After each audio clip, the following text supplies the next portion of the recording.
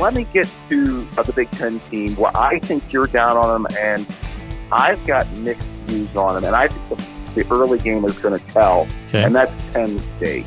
Yeah. Because their win total, I believe, is at 9, right? Penn State's at 9. That one I was... Okay. That I just don't know. I mean, this to me is a big year for Franklin. I think he gets a pass on last year. He's got some equity built up with 3 11-win seasons. The last Big Ten team not named Ohio State to win the Big Ten is Penn State. I don't know. That's one of those seasons. This could go either way for Penn State. What are your thoughts?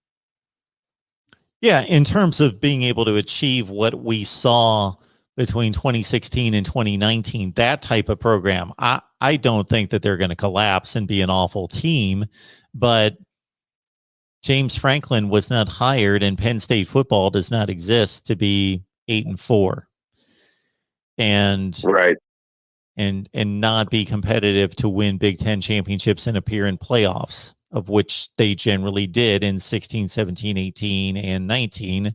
They were an Ohio State win away 3 times. And obviously, they arguably could have been placed in the playoffs in 16. But now that they were decidedly, even though they were still a good team in 19, they were decidedly not in Ohio State's league.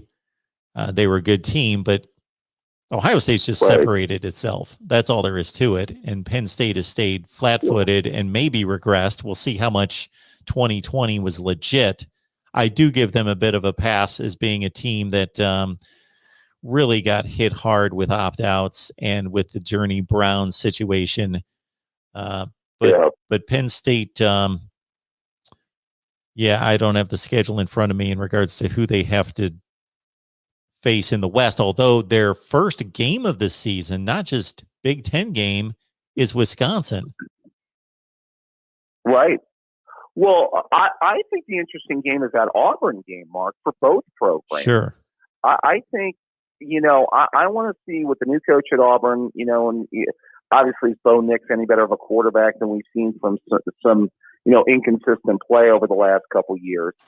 And then, the game's in Happy Valley. I think I actually, I kind of look at these, I take some Big Ten pride here too, kind of looking at that Big Ten SEC kind of matchup.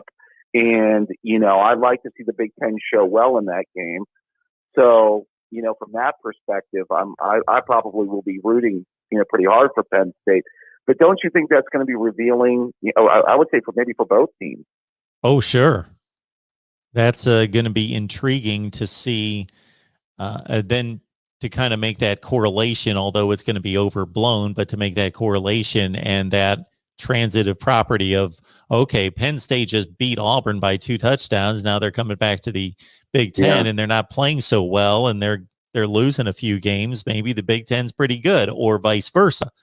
Penn State just lost against Auburn, but they're challenging for the Big Ten championship.